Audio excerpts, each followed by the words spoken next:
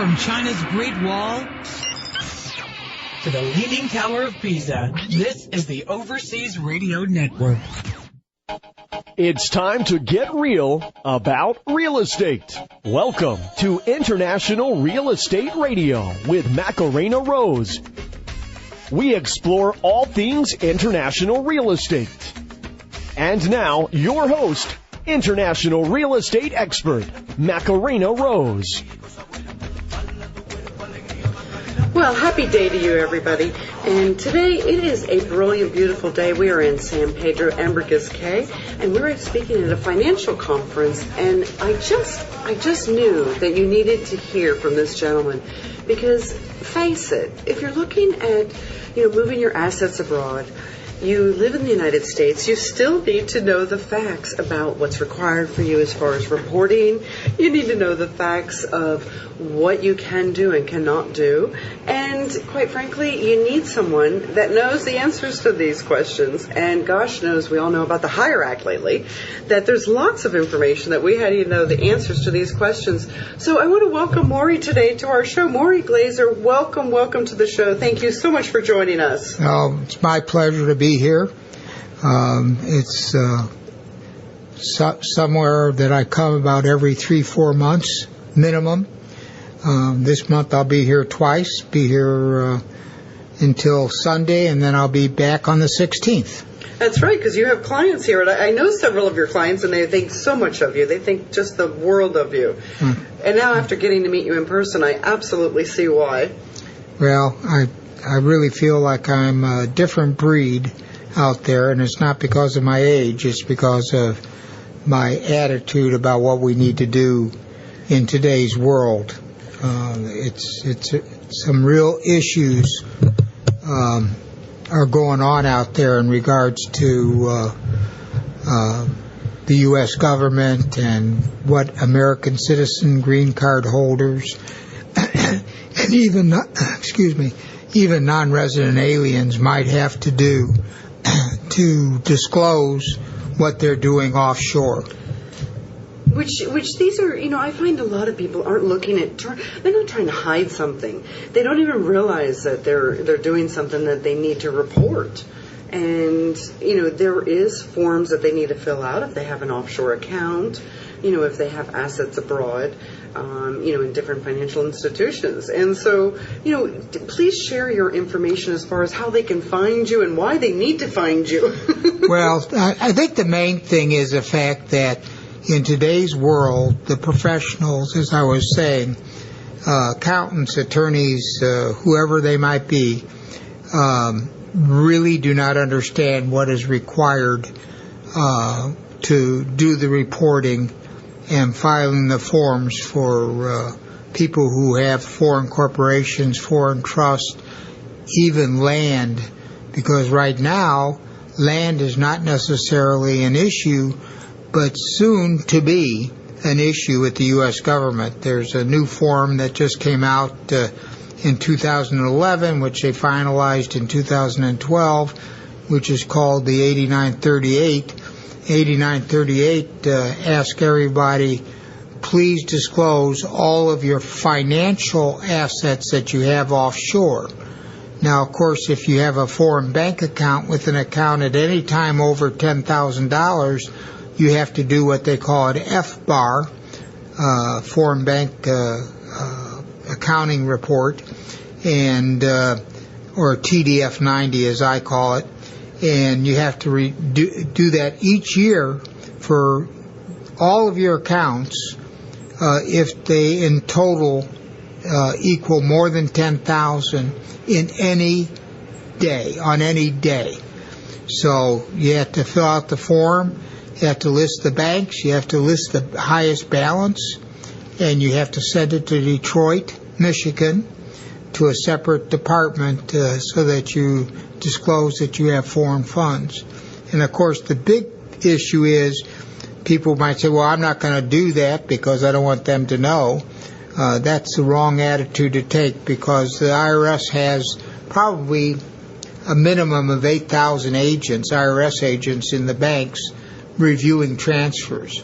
So even if it was done some time ago, the transfer of money to a foreign bank account, they could have picked up on it already, and you're probably going to be on a list to be audited or whatever. So without scaring people, we all need to be compliant. We need to make sure that we've got everything covered.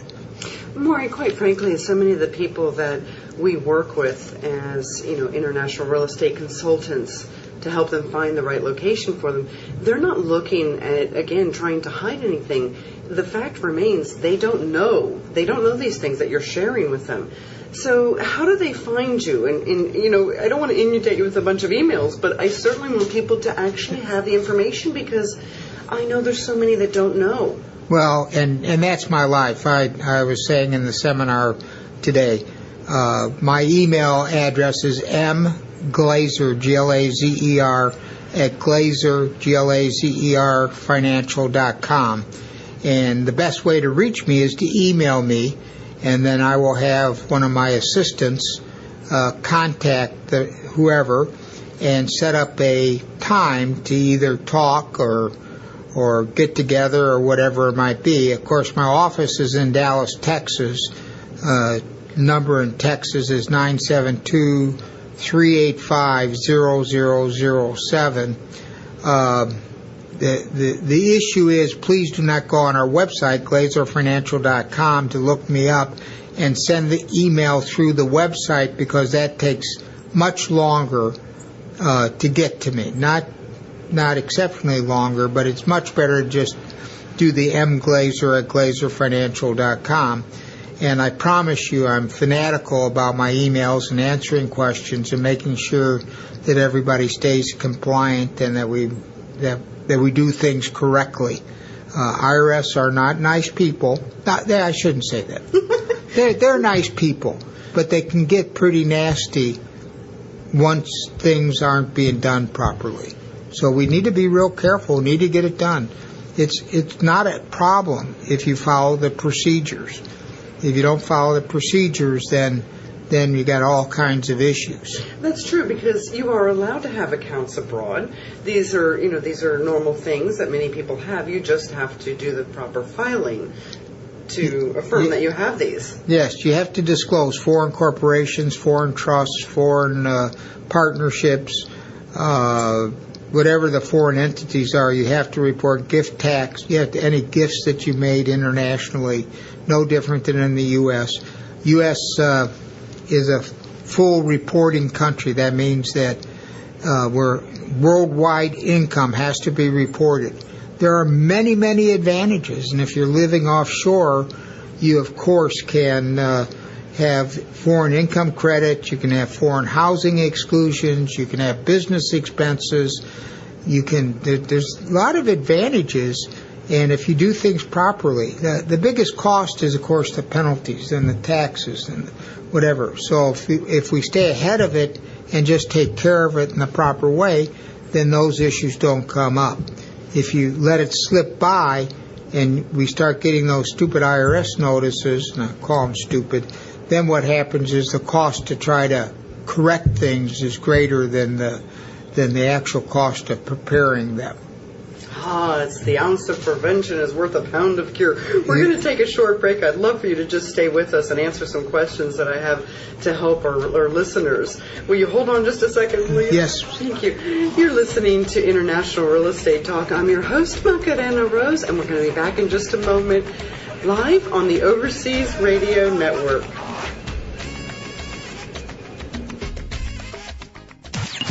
From China's Great Wall to the Leaning Tower of Pisa, this is the Overseas Radio Network.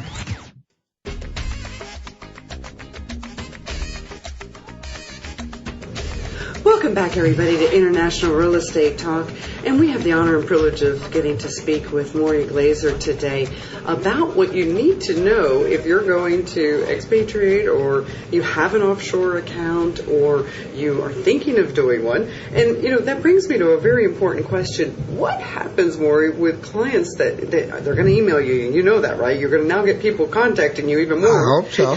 Which is lovely. Well, I know that you said that you have a staff of 30 And your son even works with you, right? My son is my partner and has been from the very beginning. How fabulous is that? So 27 years later, he's the one that got me off my duff and said, hey, got to show me what you do so I can make a living.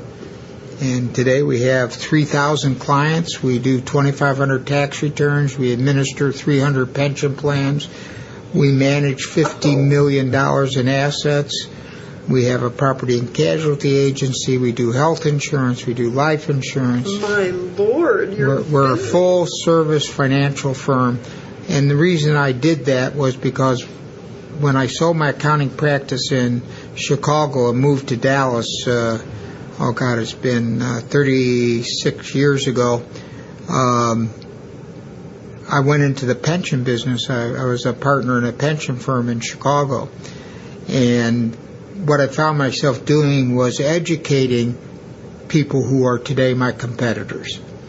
And so what I decided when my son, because I sold that business, and I told my son when he said he wanted to learn what I knew, I said, well, what we need to do is do everything. And we'll do it by menu and make sure that we can handle the things that the clients ask us to do. Because if we can just do that, we don't have to do it all. We just have to offer to do it all and work with other professionals. But not to do it that way means that we're at the mercy of the other professionals. I'd much rather be the leading person in the planning. And if I just may interject, this whole thing, it's all about lifestyle planning. What do you want to do in life? Where do you want to go? What kind of property do you want to buy? What kind of, where do you want to move your assets? Do you really want to put your gold in Switzerland? Can you get to it? If you need to, right? Right. I mean, we got to think those things through. Let's just not do it because you think the government is failing or whatever. I mean, to me, I think we've gone through a lot of stuff. We had World War I, World War II, Civil War. A lot of disastrous things, and we survived all those in spite of everything. And this too will pass, as I say, and we just need to think forward, do forward planning, and everybody needs to just figure out their goals and call people like yourself, like on real estate, to hear that you do international real estate. Not many people out there that, can help select.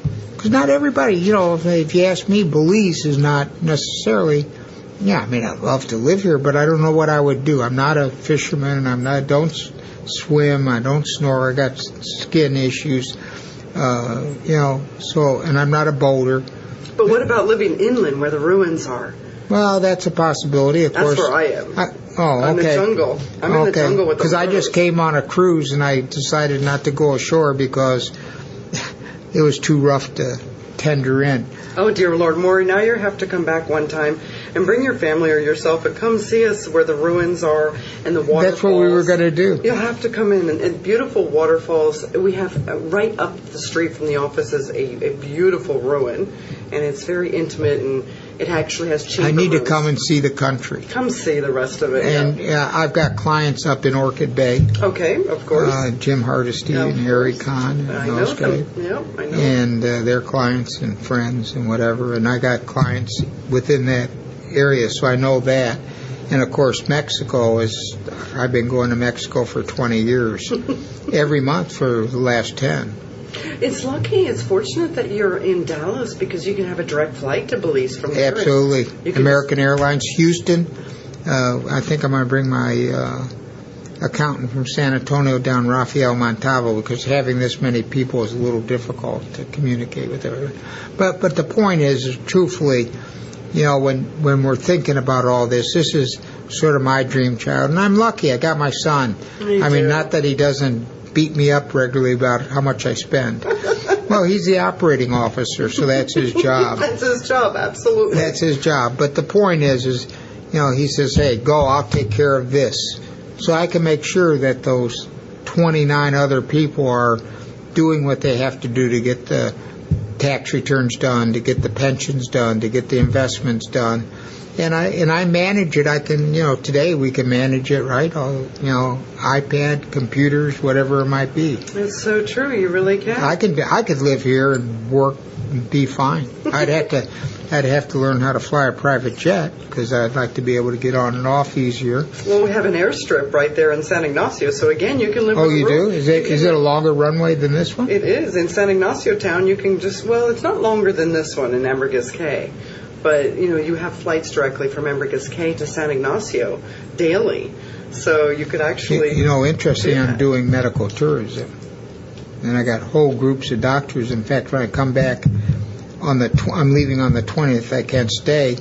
I'm going to fly from here to Dallas, sleep, and get up in the morning, go to Chicago to meet with a big group of doctors in Chicago who are already doing medical tourism in Turk and Caicos. So maybe we can get them to come to Belize. We're already talking about it. I got a whole packet of information, and it's more of a question: how do we get the hospital? The old hospital I know about, but I'm sure there's going to be a new hospital. There will be, but there's other places in Belize that you could put a new hospital that would be a great location. Yeah, and doctors in general, I've got a group out of Beverly Hills that I'm trying to connect to them. And I'm a firm believer, being my age, in age management, youth preservation. So I've got a group that we were going to put in an age management clinic in Puerto Vallarta, and that's been stopped, mainly because of the situation. But I'm thinking of adding that on to, like Belize, to the medical tourism group. We all need opportunity. People need to have a place to come down, get their physical, get their prescriptions, and whatever. And of course, we need to meet the political powers to be so that we can sort of organize it to get that going. And maybe up the coast would be a better place because we could have a longer runway because we need to have people in and out. That's true. And there's actually places that are just outside of Belize City that are in a beautiful area. I know one specifically on the ocean that would make a great location for that people could get to very easily, as opposed to having to shuttle. Right. Shuttle is somewhat of an issue. Another plane and stuff like that. I'm glad I met you. We'll talk about that because I'm very passionate. My grandfather was an anesthesiologist for National Institutes of Health, chief of Navy Medical also, and my father's Peter. I do.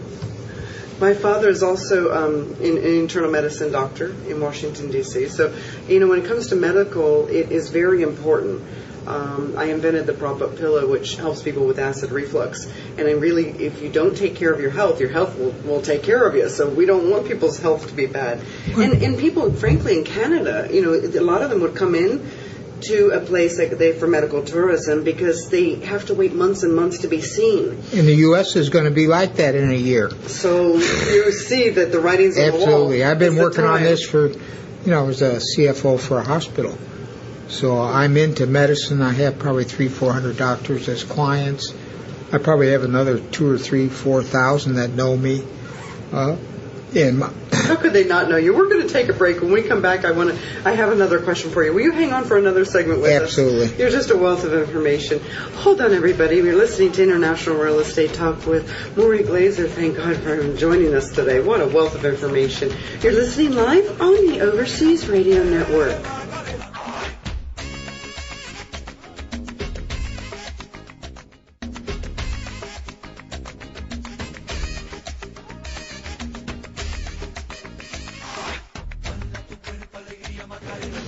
Welcome back, everybody, to International Real Estate Talk, and we are finishing our conversation with Maury Glazer because I think we're going to have him on the show again. His information you need to know, pay attention to, because we all want to be in the right place, doing the right thing. We don't want to be in the doghouse with IRS by any means.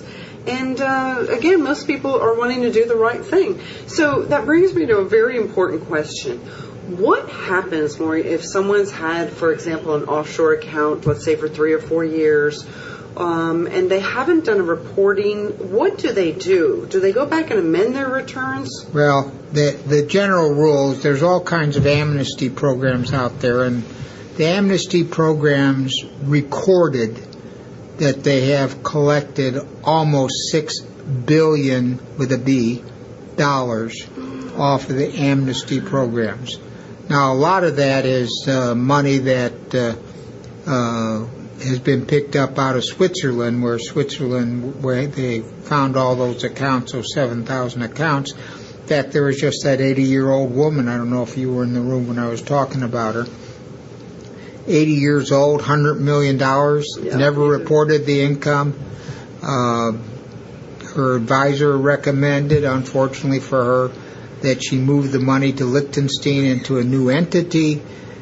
She claimed that she was an innocent spouse, and maybe so. You know, husbands tend to get a little carried away at those levels. But the IRS, of course, she was found guilty. She's probably going to owe 50 or 60, maybe more of that money, because she's not going to be able to pay it, so penalties are going to go up exponentially. Really, so it could start at 50, 60, it could end up being 75, 80 million of the total. Oh my Lord! And we were here. I was listening to that fellow with the options, and he was talking about those poor kids in Thailand. You know, if we use that money for something really concrete, wouldn't that be good? Or even here, you know, the little church here. I try to help your reverend here on the island. I try to do what I can. Where can I write the check to, right?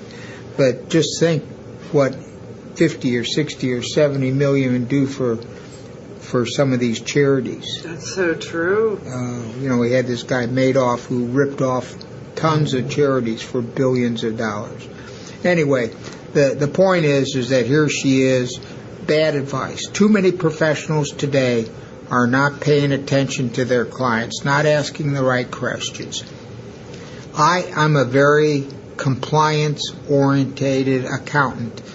I have a Canadian CPA who's my tax manager, been in the country 11 years, worked with me for at least 11.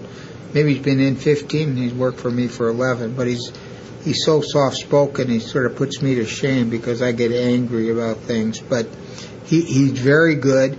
But the key is we need to make sure that we're working to try to get people into the amnesty program. If you haven't reported income, that's the big issue. So what we need to do is look at if you had an offshore account and it's been a while, you need at least 8 years. We need to look at least 8 years. And then we make a decision. Should we amend all the returns? If there's tax due, then we got to go to one direction. If there's no tax due, then no harm, no foul. We can just file the ancillary forms and go on down the road. And of course, those forms are for foreign corporations, foreign trusts, gifts, partnerships, foreign assets such as stock in foreign corporations that might not be on your brokerage statement, all of those kinds of assets. And most importantly, and I'm going to probably a little out of order here, keep my number and my email address, because if nothing else, just use me as a resource to find out what should I do. How do you have enough time to help all these people? You're amazing. I work 10, 12 hours a day, 7 days a week. And you love what you do, don't you? And because I feel like I'm doing what I need to be doing. I start, I don't know where you came from. I came from, my dad was in World War II. He was gone for most of my early years, first 6, 7 years. I grew up with my mom and my sister. And when he came back, all he did was work because he couldn't find a job. Man was very smart, but he couldn't find what he really needed to do. But when you work hard and you make yourself who you are, then you just I feel responsible. My mother made me responsible. Let's put it that way. Good mother. So I just look back and say, hey, I have the responsibility to do it right. And it's always easier to do it right the first time. Right? Amen. I agree with that. You do have one opportunity to do it right the first time. And if you haven't, and I'll tell you, 90% I think of the professionals, and I'll probably get 80 emails from professionals who will jump on me, but I feel too many of us in my profession aren't paying attention. I had a tax attorney mess up a case that I could have won hands down because he never filed a tax return in his whole life. He didn't even know what he was supposed to do. And if he'd have let me jump in and help him, we could have had the thing finished and closed. And his ego was just too big. But that happens with all the good professional says, hey, I know nothing about it, better go find someone who knows. And isn't that the truth? A good professional will care about the best service and for their client, right, and bring a team of people together to make sure that they're really truthfully taken care of. My expertise is international real estate. I'm certainly not going to give someone any tax advice whatsoever. I will certainly refer them to you because they need the information from a professional that knows what they're doing and is doing it. Doing it is right. Probably very key. Well, interestingly, when we talk about all this, when I hear an accountant, a CPA, an attorney say, I just really don't want to know about that. We're under a circular with the IRS that if we do things wrong, and I say to all the professionals out there, if you do something wrong, you're responsible. You're as responsible as the taxpayer. So why would you want to take that risk? Spend the time, study. I study every day. I read every day. I get courses for my 15 accountants, and we go have webinars and whatever so that they can learn more about these forms and what is going on and amnesty programs. And I buy them lunch and say, hey, just sit here and listen. Let's see what we don't know.